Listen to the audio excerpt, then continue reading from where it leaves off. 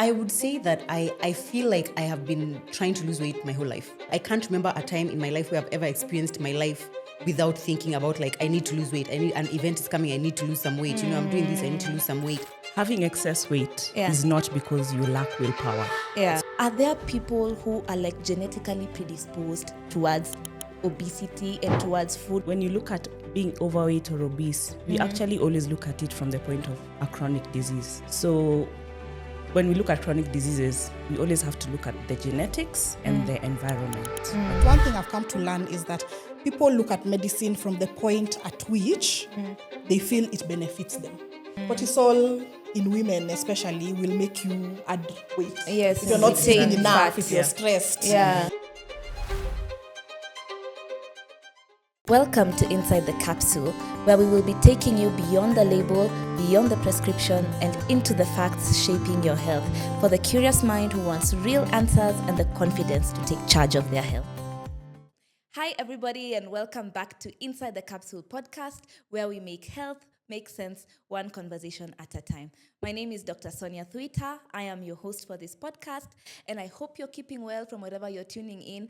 I hope you're making decisions, healthy decisions for yourself that your body will thank you for in the long run. You're hydrating, you're eating well, you're working out, getting in your movements, and just making the decisions that will overall improve the quality of your life.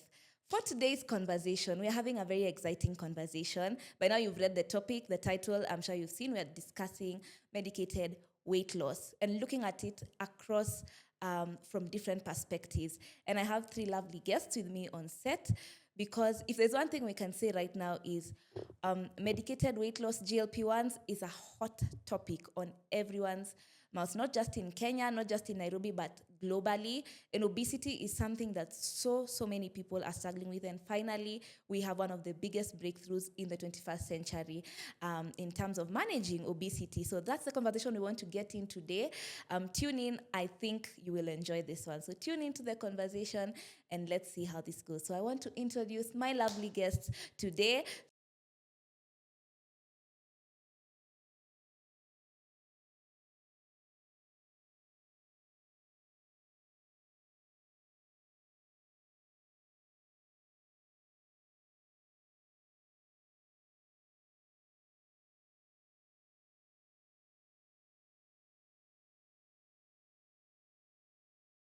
Hi, ladies. Hi. You're doing well?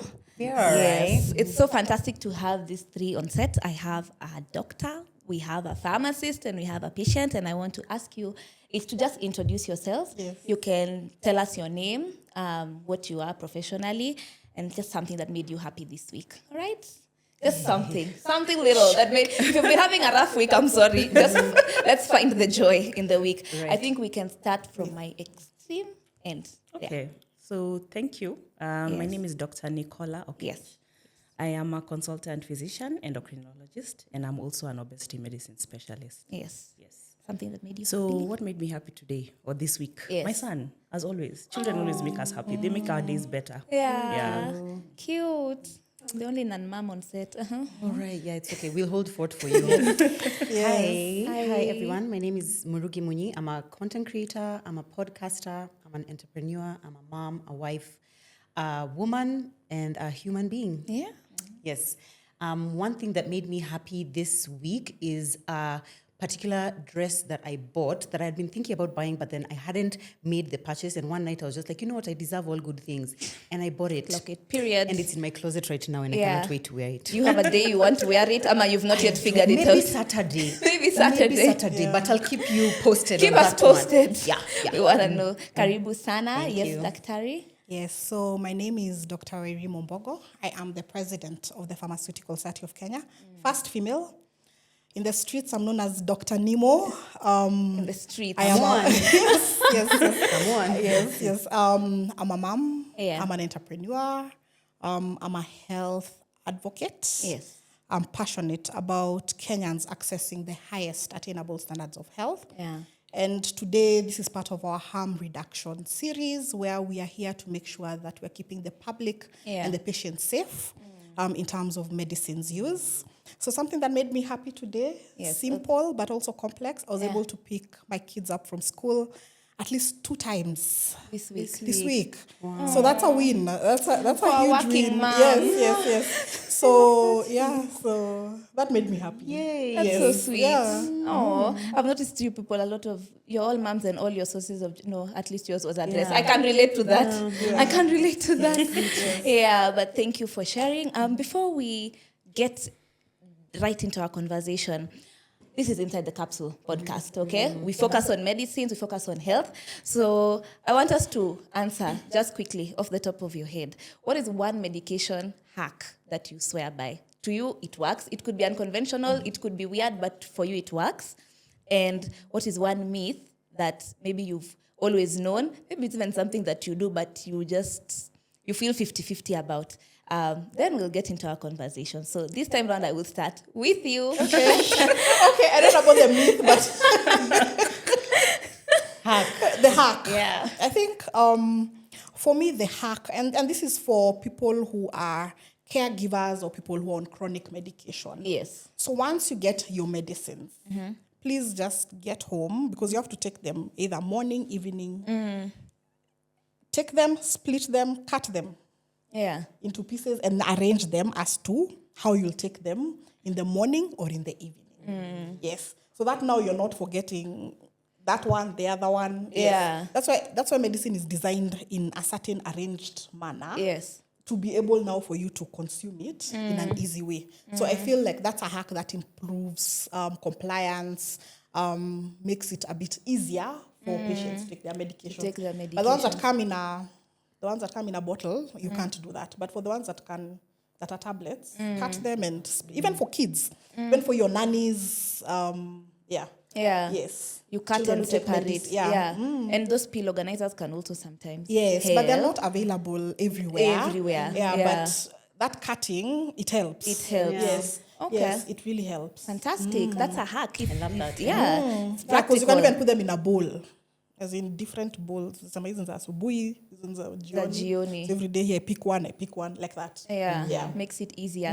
Nice. And always keep out of reach of children. Children. Children. Glorious. Fantastic. Yes. Okay, a medication hack that I have, I don't know if it's a hack or it's just a habit. Yeah. But I grew up in a household with 2 parents who are both doctors. And one thing that I saw growing up is that we always had a full medicine cabinet, which at times was problematic because sometimes you go there, Kitu may expire 1994. Yeah, but you Okay, can problem, right? Which is very problematic. Yeah. However, now a practice that I have is like I have like 2.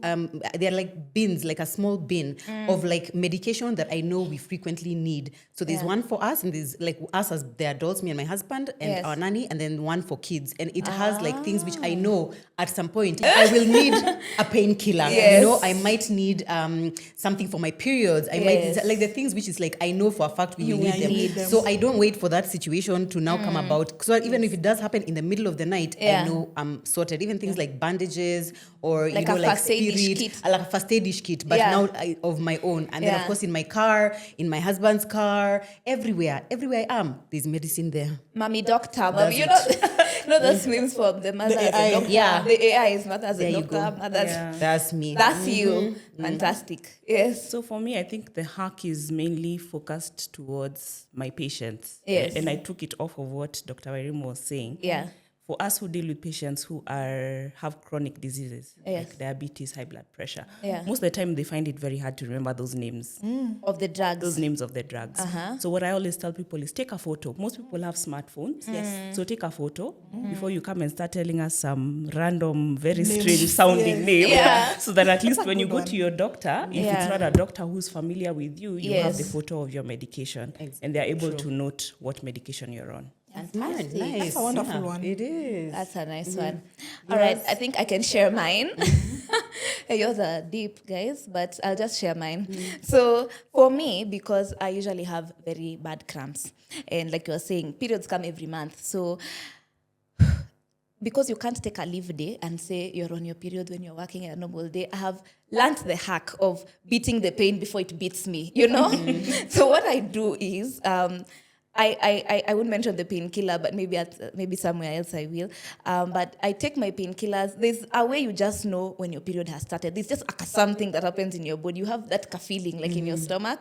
So before the pain like crescendos to the place where you can barely stand, barely move, I time my painkillers in that way. So I take the painkillers. So it sort of helps me still be mobile, be active, be able to work. And for me, it has worked. For me, it has really worked. I don't, Dr. Wairimu, should I really be saying this? No, I can explain why it works, but we know as pharmacists why it works, because medicine takes time to peak. Exactly. Yeah, so by the time goes before. Exactly. By the time the pain is peaking, the onset of the action of the drug, they collide. That's right? it. A sweet spot. Yeah. Let's call it maths. quick Mathematician. Please don't do that at home. But if you've already felt the pain starting. Okay. Yeah. Ama there's a place where it's supposed to be like No, pain is defined by you. Right. Pain is defined by you. Right. Okay. It's a comfort. It's a comfort Yeah, level. so as long as there's discomfort, you can start taking you don't have to medication. wait for the pain to be debilitating, like when you can't move, to drink the painkiller. Once you feel the pain onset, it works. For the girls who have cramps, please try it out. Before you just try it out. Yes. So that's my hack. The myth I had was funny. If I drink medicine with like soda or something, I feel like it's not going to work.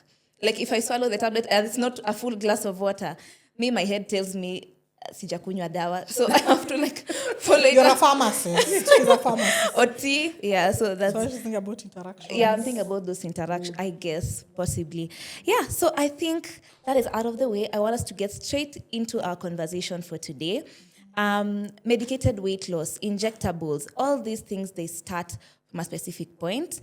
And weight is a very emotive issue, first of all. It's a very emotive issue. And also, I think as we go along, we start to see later, and I know the doctors will be able to expound on that, it comes with other lifestyle diseases. Things, you being overweight is something that sort of lives in your head rent-free from as far back as you can remember. And I want us to just set the context by understanding what truly is obesity, because that word is just used sometimes anyway. If you feel like you're a bit fatter than everybody else or thicker or whatever. But I want Dr. Nicola for you to set the conversation and just define for us what are the parameters that people actually can be defined as clinically obese. Is it different from being overweight? Just unpack that for us a little bit so that we start with that understanding. So obesity has actually been defined by the WHO as any condition that is associated with excess fatty tissue that poses a risk to your health. So it could either be your physical health or your psychological health, okay? So that's basically the definition. Yeah. So there is a difference between being overweight and being obese. Yes. Generally, most people know how we classify overweight or obese based on BMI, body mass index. Yes. But I must mention that is not the ideal, because you could be muscular and have a high BMI. But you're not considered unhealthy because you don't have excess fat. Okay. So just for general terms, in terms of the population, we use BMI. Yes. So if you're overweight, you would classify you as being overweight if your BMI is between 24.9 to 29.9 kilograms per meter squared. Okay. So BMI is calculated usually by weight in kilograms divided by your height in meters squared. If you are obese, it is anything above 30 kilograms per meter squared. Yeah. Interesting that you say that. Before we move from that, when you say BMI is not the gold standard anymore, are there any other metrics and stuff that are being used now to decide? Very many metrics. The thing with being overweight or obese, the main concern is the weight around your abdomen. Okay. That is the main concern, what we call visceral fat. Because that fat essentially is the dangerous fat. See, this one that is underneath your skin, that one is good, especially for us African women. Yeah. I mean, we like our carbs, Yeah. So it's that visceral fat that's around the abdomen. So there are other measures that we can use. So one is waist circumference. Yes. Okay, just as simple. You have a tape measure at home. You can check your waist circumference. So for ladies, ideal is 80 or less. Am I scaring people? 80 what? Yes. Centimeters. Oh, you know, I was thinking inches.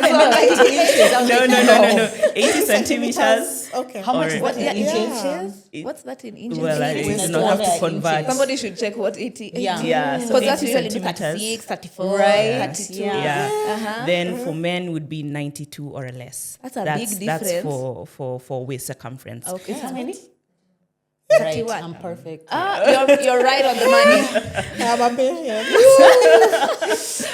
Yeah, so there's waist circumference. Yeah. Then you can use your hip circumference also to check. And then we can do what you call a waist to hip ratio. All right. Ideally, you're supposed to be bigger down here than you are up here. here. But we know there are some people who are a different shape. Apples. So they are bigger up. So that poses an increased risk.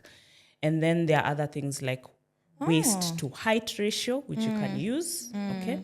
And then the ideal in our setting, and we are getting more and more into it, is body composition analysis. So your body composition actually tells you how much fat you have, where is this fat distributed, how much muscle you have, what is your skeletal health, your bone health, how much water do you have in your body. So that's actually an ideal way of measuring your metabolic health in a sense. Yeah. And it also helps you when you're in your weight management journey because it helps you to alter your meals.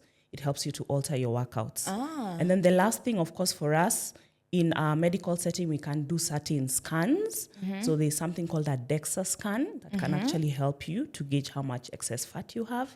An MRI can also help, or a CT scan can help. But we know, of course, in our setting, it could be limited by cost. By cost. The easiest for you to do would be your BMI, your Yeah. waist circumference, hip circumference, and then those ratios. And the body composition. Things like body composition, where can they be done? Like in hospitals? Yes. Or, So majority of hospitals have. Nutritionists actually do them quite a lot. Nutritionists, dietitians. I've seen some gyms also have them. Even But you places have to like be Healthy careful. You, You have to I'm be thinking- careful because yeah. there are some machines that give some very interesting interpretations. So just be very careful. Interesting is You're- wrong. Yes. Interpretation. Got it. If you're being told your mineral content and you're like, no. How are that you one telling can't your tell you." mineral Yeah, content by exactly. somebody? So some gyms have them and Yeah. some pharmacies also have them. Also have Right, them. yeah.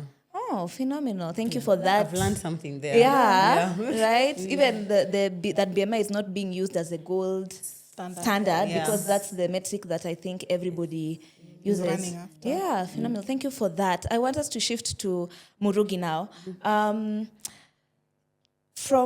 I know you've been very vocal about your journey, especially, and that authenticity is what has caused people to just take charge of their health and be like, okay, fine, I feel like something is wrong. There's actually something I can do about it. So maybe you could just start us off by telling us from as far back as you can remember, has weight always been an issue for you, and how has that grown onto you even in your adulthood now? Right. I would say that I feel like I have been trying to lose weight my whole life. Yeah. That's what it feels like. And anyone who has ever been grew up as a chubby kid or just has been chubby, you just know that it almost just feels like a lifelong struggle. Like I can't remember a time in my life When you're not- from when I was maybe let's say 15, 16, because now when you're a teenager, that's when you start being conscious, like your body, you're like, oh, okay, I'm kind of bigger than other people. You know, I'm the biggest sister, I'm the biggest friend in the friend group. So it's always been like a thing which is just constantly there. I can't remember a time in my life where I've ever experienced my life without thinking about I need to lose weight. An event is coming, I need to lose some weight. You know, I'm doing this, I need to lose some weight. So that has been my life, literally from when I was, let's say 15, 16, all the way till when I had my children. I had my first child at 19. I had my second child at 27, I think, and my third one at 30. And of course, with that came all the ups and downs. Yeah. In between there was a lot of keto diet, low carb diet, low calorie diet, whole foods, Strength training. 30, what 30, which cleanse, which whatever, which starvation, cleanse. cabbage water, carrot diet, juice. Let me tell you, if there's anything on this earth, I have done it. I have done it. There is nothing somebody can come and tell me that, oh, me, I ate a cucumber every week for whatever. You did it. I've done that one. I've literally done everything under the sun. And there were seasons in my life where it's like, yeah, it did work. And I lost a lot of weight, especially on the low carb diet. It's always, whenever I need to lose weight, I'm always like, oh, that one is really, That one you know, works. it really works. And I found it relatively easy to stick to. But what I would find is that because I wasn't really focused on like a lifestyle change as such, vis-a-vis like I need to fix this quickly. Yes. It always came back. So it was always down and up, for a really long time. Come my 30s, I was still on that down and up journey until I reached my heaviest non-pregnant weight, which was 117 kgs. And I think that was in 2023 or thereabout. My highest pregnancy weight was 120, but my highest non-pregnancy weight was 117. there, exactly. And of course, COVID impacted us in so many ways. Just sitting at home, eating, you're not moving, you're barely doing anything, even your kids are home.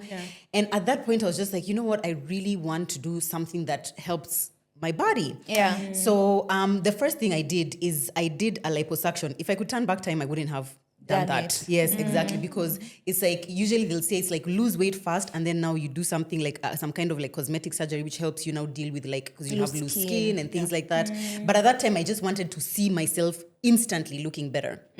So I did it, and I can't say that I'm mad at it. If I could turn back time, I would do it later. But I did do it, and that's why my waist is the perfect circumference. Otherwise, it would not be the perfect circumference. I can tell you that. You know, after kids, after we lose weight, the stomach is never the same. You know what I mean? It's just like, why are you hanging? Why are you looking like that? In a bow, Anyway, so now I was just like, okay, fine. I had done it, but I realized that I still needed some assistance to be able to like lose the weight and keep it off for good. Actually, I reached a point where I was just like, I'm so tired of this being every year, everywhere. What's all your life? Your New Year's resolution? Losing weight. I will lose weight. If everyone is tired, even my man is tired, man. Even my kids are tired, you know? So in 2024, I remember towards the beginning of 2024 is when I started seeing about like GLP-1s, especially on TikTok. I go a lot on like American TikTok. So I saw so many people talking about GLP-1s and these injectables and and I was like, oh, this is interesting. And that was my first introduction into it. And so I did a lot of research. I read a million articles. By that, I mean, I watched many TikToks. And I went on the websites that they would recommend. I followed people's journeys. And I was like, that one. Let me try that one. Yes. So I went to initially, this is 2024, I think about January, I went to a cosmetic surgery clinic.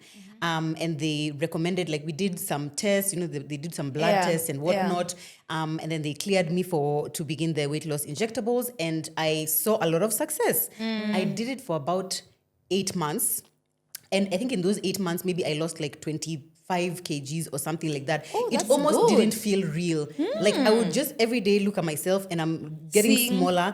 And it was like baffling to me because, you know, when you've been trying to lose weight for so long your life and nothing has been working and this one is working, it's like you don't even believe it's happening. And what was the most like, I would say the thing that stood out to me most is that the issue with me, at least for my weight gain and like my fatness, if I can say, is like sometimes an inability to control yourself around food. It's like you've eaten, but now I'm still hungry. So do you want me to go to bed when I'm still hungry? And it's like you're hungry, now you need a sweet treat. You're hungry, you've put a plate, but now I need another plate, you know, kind of thing. Even if you're eating healthy, it's like you still have to control your portions. The GLP-1 made it something that I never even thought about. In fact, I would have to put reminders on my phone to eat because it could literally get to 5 p.m. and I'm like, I last ate lunch yesterday. I literally would not even remember to eat. But as I share my experience, you'll see it's actually essential that you keep eating regularly. So the weight came off and then I stopped it around September 2024. And it was an involuntary stop because the clinic I had gone to got shut down. So I had to immediately stop it, and that had serious repercussions because I gained like maybe 10 kgs of the 25 I had lost in 3 months. And that's, I think, one of the things you'll tell us is like, you can't just stop. Because the hunger came back, the food noise, you know, food noise is a huge, in intensity, the cravings, like it was intense. So in March last year, I decided I needed to get back on it. So now I contacted a healthcare center, a hospital, a reputable one with certifications, not a TikTok clinic, please. And not a random website. And I went there and we went through the same process. I explained to them where I was, where I had been. At that time, I was at about maybe 1 or 2 kgs or thereabout. And we started, and I was on it between March last year and March this year.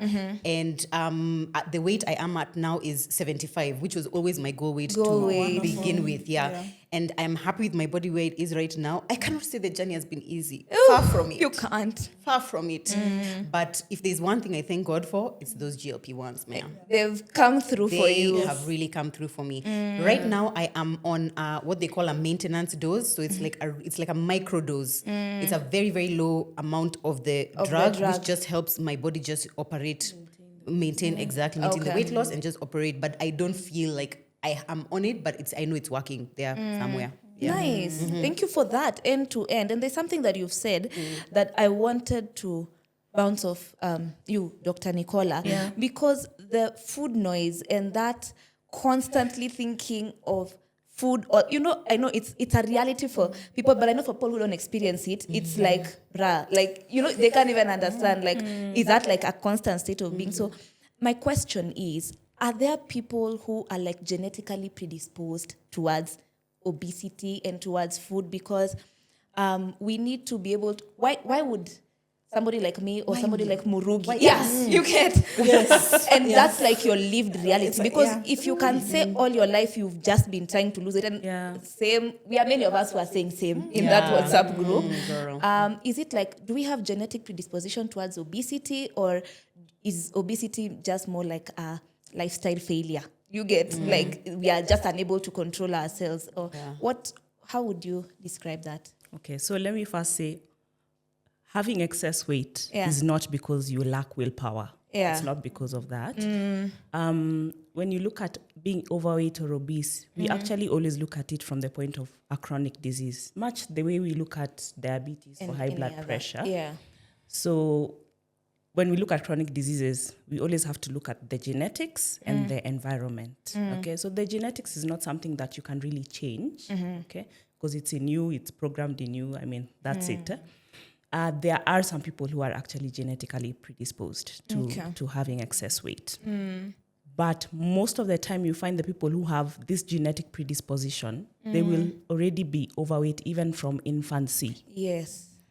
So we don't see a lot of that in our local setting, but I can say in Asians, in India, there's a lot of that genetic predisposition. You'll find a child is really, really big and they can't help but eat. The ones with those two rolls. Exactly, exactly. So cute. So usually that sometimes can occur because they have a mutation in one of the receptors that works in the food hormone area. Yes. Okay, so they are not able to sense when they are full.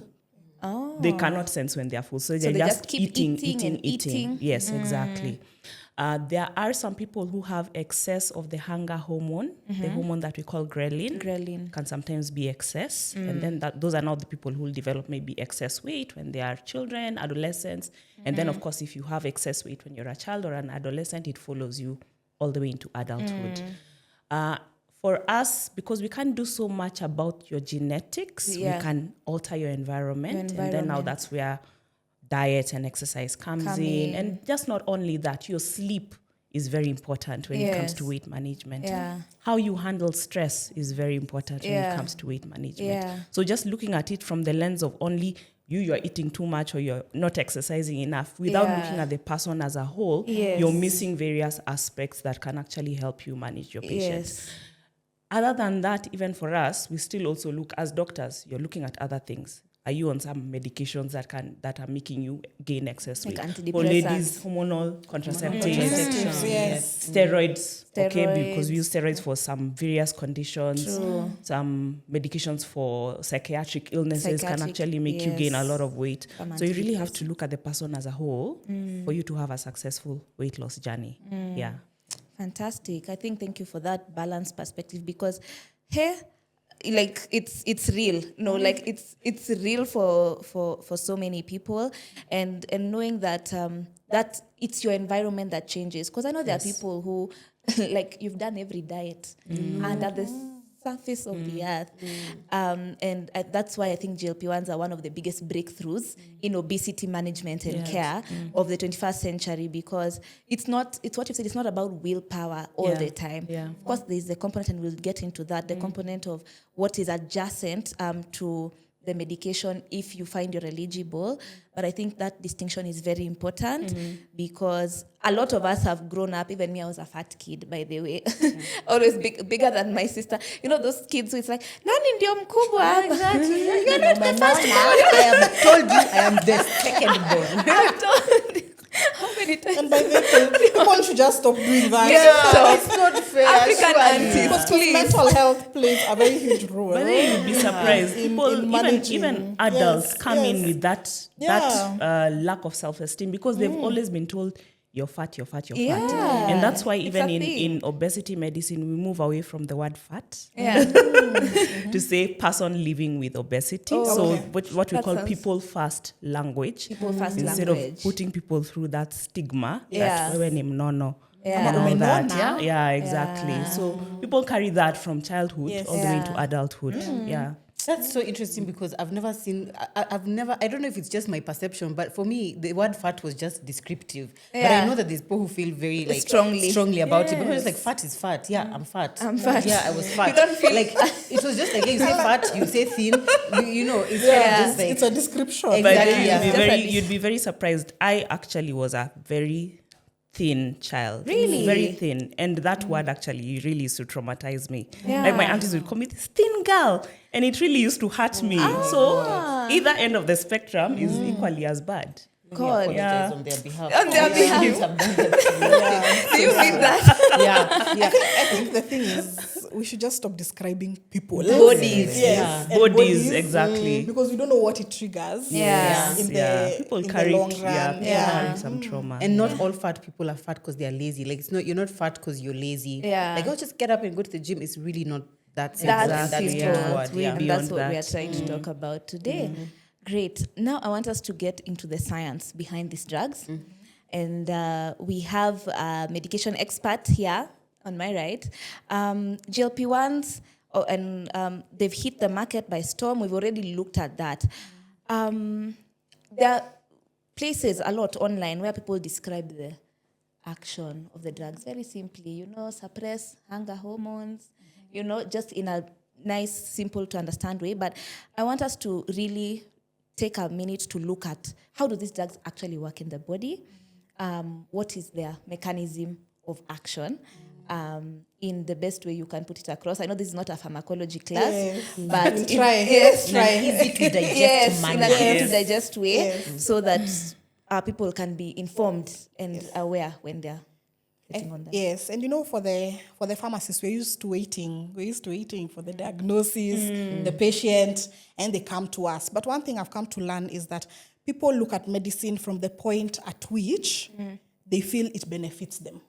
Definitely. So you want to look at this medicine for what it does for weight loss, but not for the purpose for the holistic purpose or what it's able to do in the whole body. So I'll just give a snapshot of what happens when you consume anything in the body. So our body is full of what you call receptors. So if you take a painkiller, so it goes, of course, you're taking it because you have a headache, but if you had a foot-ache, it would also work at that point. True. So using the same concept, and in this case, when we talk about this medication, it is mimicking a hormone, a food cycle hormone. So when you eat, of course, your food goes, it's digested, and it's some of it becomes sugar. Yeah. And then now you have your insulin that comes and mops it so that you don't have excess sugar In your bloodstream, and then maybe it goes into storage or it's used for other things if you're exercising and all that. So that's the main cycle. But the way this medicine has been made, the way it works is that it mimics a hormone that is in more parts than your stomach or your pancreas.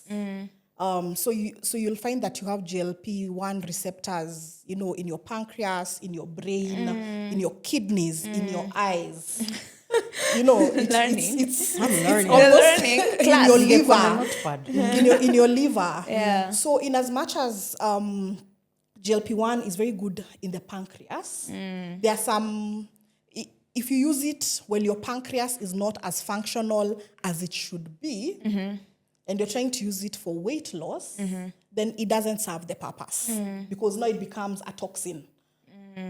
because we say that medicines either do good or do bad. And that's why we can have heal the or profession harm. of pharmacy. Yes. Yes. So if you take it and you do not need it, then now it becomes a toxin or something extra for the body to get rid of. So we get to see the hormone for what it does in terms of slowing down. Number one, when it gets to the stomach, it slows down what we call stomach emptying. Yes. And that's why we had her say that she could stay without eating and had For to put long. a reminder. So it's slowing down your stomach emptying. In your brain, it's sort of telling you that, by the way, you've had enough to eat. So it's sort of not reminding you to eat. In the pancreas, it's sort of now working with insulin, like sort of kama insulin yako imelala, sort of inayamsha. Sort of. Yes. So there are so many risks. Actually, the risks sometimes may be considered to outweigh the benefits if you're not careful about just getting into medication without knowing. And it's not only for this one, for many others. That's why we have doctors, specialists like Dr. Nicola, who now go into the science of when you need it. Yes, and even in addition, there are also other hormones, like cortisol, that are causing, that's why she talked about stress. Cortisol in women especially will make you add weight. Yes. If you're not sleeping enough, fat. if you're stressed. Yeah. So everyone who has a lot of excess fat, it's not because they are eating. There are other things that just tell the body store. We're in trouble, like the way animals store during winter. Yeah, like we're in trouble. hibernation. So store. We'll use it at some other time. But for now, we need to store it. Yes. Phenomenal. Thank you for setting that context for us to understand. It's more complex than just a skinny injection, Just inject, get skinny, inject, get skinny. Yeah. It's We not, wish. we wish. And based on that, there's something I saw online, and I think Dr. Nicola, because especially you work in a clinical setting with obese patients. Yeah. Based on basically the understanding that now we have, some people give testimonials, and a lot of the content that's online right now around this space is testimonials. People saying, I started injecting at this dose now, and I've seen quite a number of different influencers, even some not influencers. So my question is there a reason that maybe for some people, somebody is just not losing weight or not experiencing the effects of satiety and appetite suppression, and now it just goes and for them maybe the optimal starting dose? Because I saw somebody saying they started at a dose that is like maybe 3 to 4 times way higher than what the normal starting dose is. Is that determined by people like you, specialists, or it's like, if I start at this lowest dose, it's not working for me, higher until I feel that amount of suppression? Yeah. Okay, so let me first say it's dangerous for you to start on anything other than the lowest dose. Yes. Yeah. So the way we are supposed to prescribe these medications is an escalating dose. And of course, depending on how the person is responding to the treatment. But we also know that our physiologies are different. So just the way sometimes you'll be given a painkiller and you don't respond to it, and I respond to it, that tells you there's a difference in our biology. We know there are some people who respond better at lower doses, and there are some people who respond better at a higher dose. Yeah. But you have to start from the lowest dose. Safest. Now, yes, exactly. Safest. And starting from the lowest dose is one, to assess the safety. Yeah. Because these drugs also, just like paracetamol, have side effects. Yeah. So when you start from the lowest dose, you want to also assess your patient for the side effects and be able to deal with that. If you start from the highest dose, the person will probably even end up being admitted because they've had a significant side effect. I've actually had, and I remember from my first encounter with, when these drugs started coming into the country, there was a lady who came in and she actually got admitted because she had been started on the highest dose. And she ended up... A Kenyan. She ended up getting pancreatitis. And then now you see someone like that, they can never use that medication again because it's contraindicated in someone who's had a history of pancreatitis. So start at the lowest dose, escalate, see how the person responds. The person could respond at the next dose and you don't need to escalate any further. Anymore. So it has to be done slowly with regular reviews so that you can assess for side effects Yes. and assess for response to that treatment. Yeah. She had said, okay, you can jump in. I want to jump in and just be like, when both times that I did, and I think I just want to speak about my most recent experience, is when we started with the doctor, she mentioned that it's not the kind of drug that we are aiming to get to the highest dose. Exactly. So like we are trying to get to the lowest dose that they need to give you for it to still be still work in your body. Yes. So it's like, in fact, we started at the lowest dose and we did that for like a month. Then by the 4th week, I was starting to feel like, okay, I'm not really feeling the effects. And that's when we moved up. And then we did that again. We did that one for a month. And then now I started feeling again now after I'd done for like, I think a month or 2 months that, okay, now it's like my body is used to it at that dose. Then we went up, but we never at any point actually got to the highest dose. Yeah. We reached a certain place where I was just like, oh, this feels comfortable. And we just remained there for most, I would say like 80% of the journey. So I'm glad to hear. So the side effects, don't sasa nataka kuingia hapo. We'll get there. So I actually wanted to say, with these medications, what we are finding is that majority of our patients do not actually need to get to the highest dose for them to have the ideal response. And then remember, weight loss or weight management, it's a lifelong thing. Okay? You'll get to your target weight, but you still need to do the things that you were doing to maintain that weight. You're right. Okay? So there's a recommended amount of weight you should lose per month, even when you're on these weight loss medications. Anything in excess of that can be dangerous for you. Because as much as, yes, you want to lose fat, you're also going to lose a bit of your muscle. So if you're losing things too fast, you're going to lose your muscle too fast. And remember that muscle is the highest metabolic organ, meaning it's the organ that takes up and uses a lot of energy. So it also helps you in your weight loss journey. So if you're losing this muscle, it means it also is slowing down your weight loss journey. So what we recommend is not anything more than 4 to 5 kgs a month. Per month. Anything in excess of that, I think, is too quick. And you're at risk of, one, excess muscle loss and nutrient deficiencies and all these other complications that accompany unmonitored weight loss. Yes. Thank you for that. You even preempted my question on what is that ideal bracket, because I'm sure everybody has heard you saying you lost 25 kgs in about 8 months. Yeah. And that's phenomenal, really. And anybody who is looking to lose weight, we want to do it as it's not something you want to do forever. It's not fun.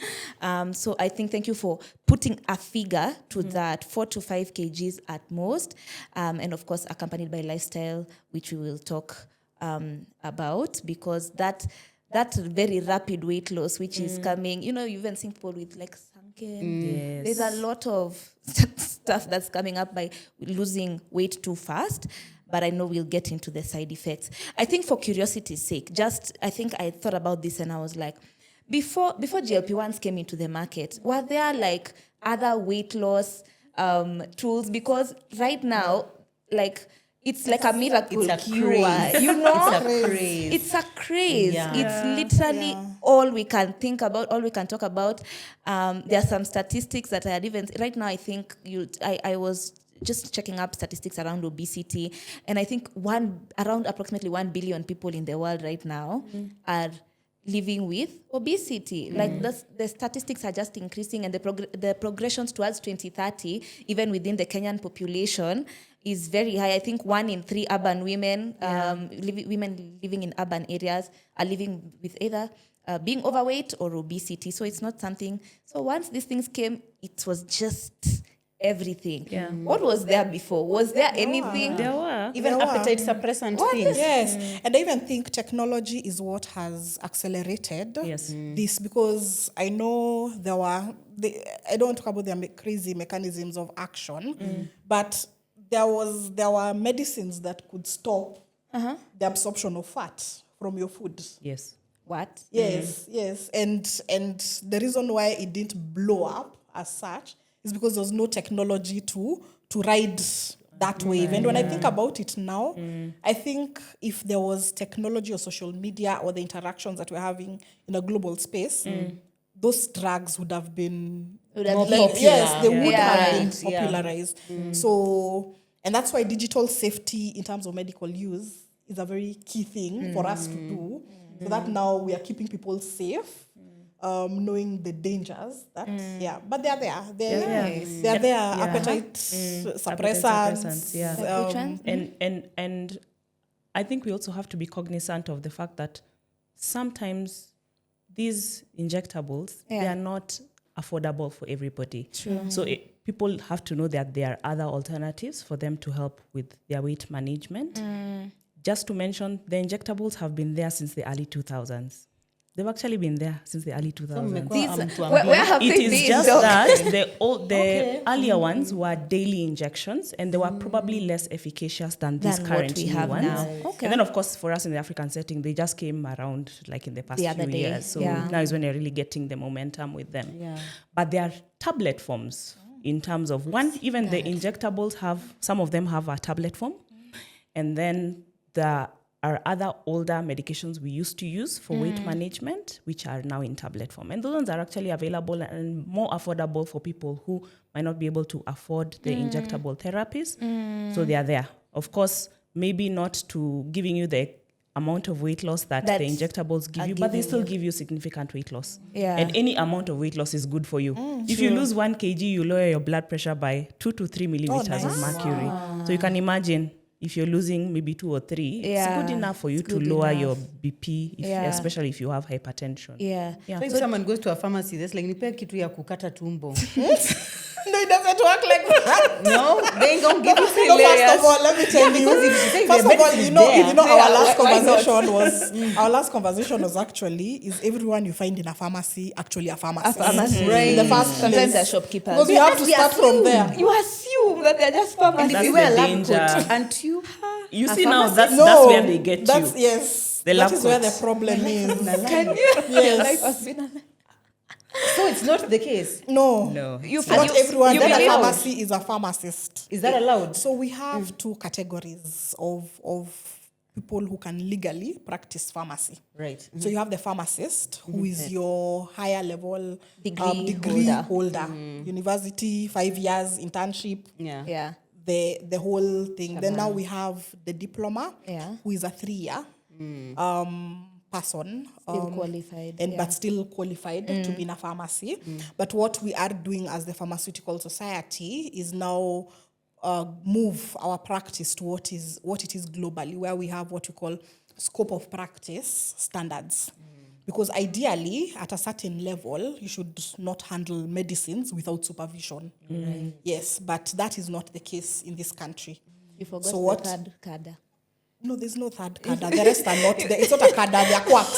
The ones we're calling the third, and those are a number. Yeah, and you have to be licensed, and you have to have a practice license every year. Yeah. Do CPDs, like it's a whole... It's a thing. It's a whole thing. Okay, I have to go watch that episode when it When comes it out. comes Because out. I think I need to Yes. find out. Like I've never thought when I enter a pharmacy, I Yes. think, okay, who Who is is the this certificate? serving? Is this the person who the You just go to yeah, the there's cell. a You say certificate that. somewhere at the back there.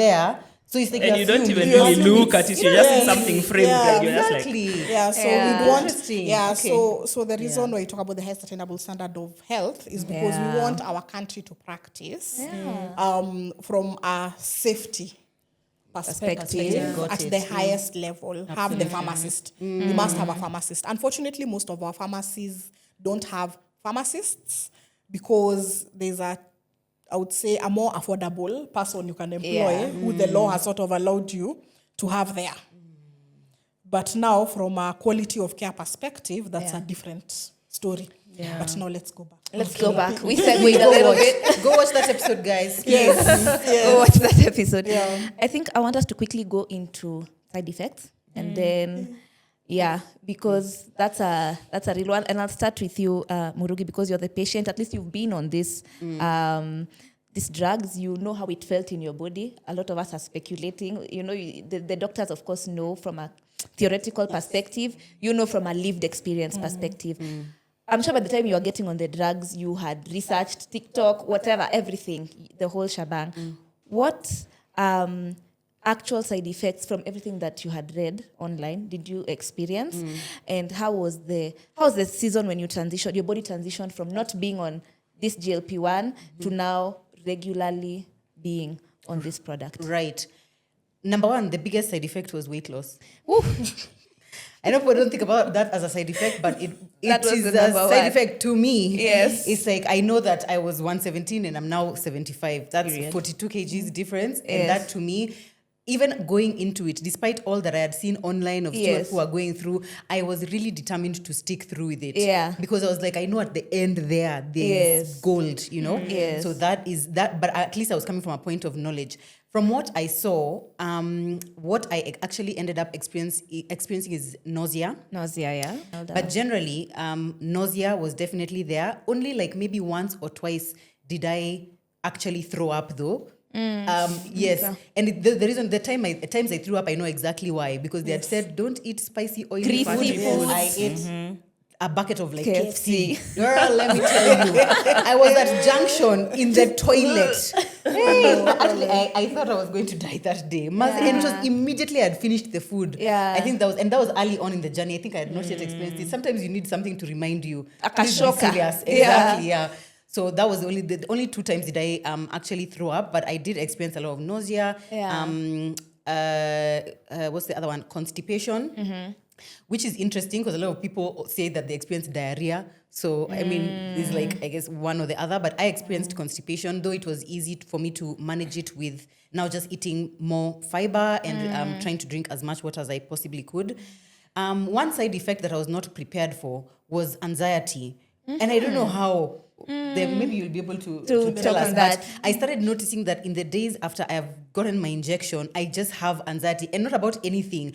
Naskia too. General. Yeah, it's just like, I had palpitations and I'm just feeling like a bit anxious. It usually disappears after a day or 2, but it definitely was a side effect. Yeah. Another one was fatigue. Yeah. Especially in the days just after I've taken the drug. And that's when now my doctors would tell me, please remember to eat.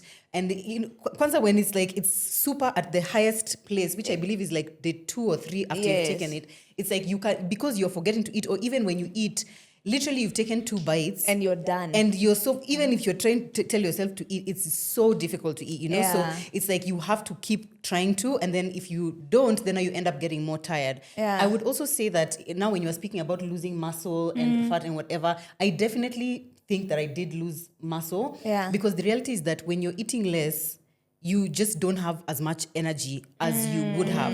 So even though I was going to the gym, and I have been a gym girly for long, even when I was a person living with obesity. Thank you. When I was a PLO mover, PLO. Come on. Oh, it's PLWO. Yes. PLO. Okay, even at that time, I still used to be a gym girly. Yeah. But now, I would find even when I go to the gym, I'm not really able to lift as heavy heavy. weights. I'm Yeah. so funny. You like it? Thank you. Umeisha. Yeah, so I would find that I go to the gym, I'm not really able to lift as heavy weights. I run, maybe I'm not able to go as far. I get tired a lot faster. So even during that season, like when I was in the active weight loss, I wasn't really able to go to be as gym girly as I was. And what they had recommended is that, okay, movement is what's essential. So I'll do now things, more low impact things. So like walking, yoga, still some strength training, but probably not at the like highest max level effort. So I did feel like I lost, some muscle, even though I tried to maintain as much of it as possible. But I was just like, I actually don't see how. And then the fatigue sometimes would just be really so intense, especially like that day 2, day 3. It's like you just feel so. Think about your first trimester of pregnancy. I don't know why I'm saying that. I can't. You can't relate, but I just imagine. you don't understand it. It annoys you. You would Tired. literally lie in the bed like this, you blacked out. You're so tired. Even the most You don't know what's basic going things. on. Yeah, exactly. Yeah. But I would say that none of them were like extreme that I was feeling like I can't live my life. Yeah. Yeah, and it was usually, it's like it comes, then it passes. I had a lot of remedies. So like one of the things that the doctors had prescribed for me was this supplement you take for like energy. B12. Is it B12? Oh, the complex. Okay. Yes. Yeah. Right. That Yeah. one. So that really helped me a lot. So I would take that as a supplement throughout. I would take like magnesium. It really helped me with like being able to sleep well and like recovery and things like that. So I was able to manage it. And at no point did I feel like, I might just stop. These side effects are too much. No. I would say they were mild. The benefits for you are outweighing Absolutely. the risk. The determination. They were definitely mild. Phenomenal. Thank you. Yeah. Dr. Nicola, you can touch on, or did you want to jump on that? I'm just seeing it from now the point of where are we reporting all this Side effects. All the side effects, because from a technical perspective, it's very important that, and I know we will do this, so it's very important that you report.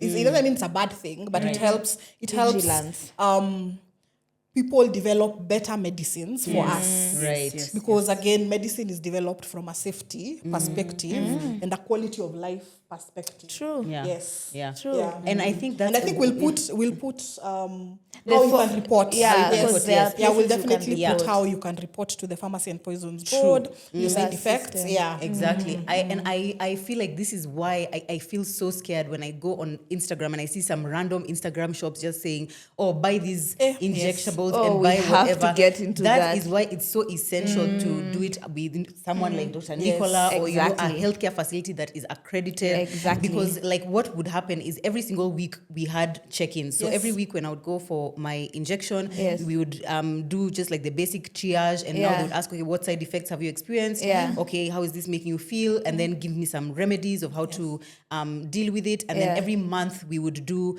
now like the body composition and like checking that. And then every 3 to 4, about 3 months, we would do blood work again. A full just panel. to make sure just to make sure that everything is okay. And that it's such an element that people ignore, but it's probably one of the most essential parts of that journey.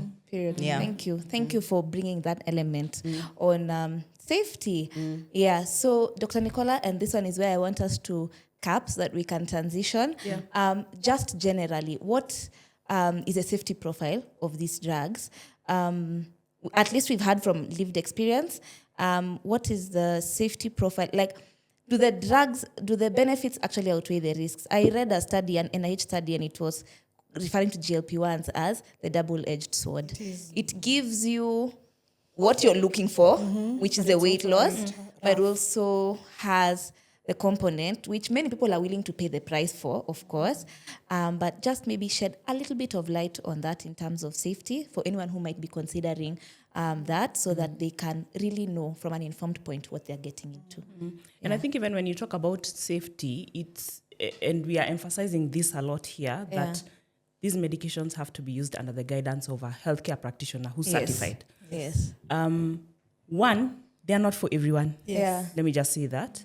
When you come into the clinic and you want to lose weight and you've probably researched and said, I want to try this out, the doctor should have that responsibility of looking through your history or your physical examination to rule out anything that can prevent you from using these drugs. Yes. And there are things that we look for. There are things in your family history we'll ask about. There are things in your personal history we'll ask you about, just to tell us whether it's safe enough for us to use them in you. Now, they are actually miracle drugs. Do I say that? Because they have such benefits beyond even weight loss. Okay? But their use always has to be guided by someone who's trained and knows what exactly they are looking for. Yeah. So if you look at their benefits beyond weight loss, looking at how they affect your blood pressure, blood sugar, and all that. But looking at the safety, just the way Murugi was saying, there are things that you can actually do to reduce your side effect profile. For us, when you come to the clinic, sometimes, especially if you've already started using them and you're experiencing maybe nausea, we'll give you something to reduce the nausea. We'll tell you to adjust your diet, increase your fiber, increase your water intake to reduce the issue of constipation. Yes. We'll tell you maybe take an antacid to reduce maybe hyperacidity or bloating or things like that.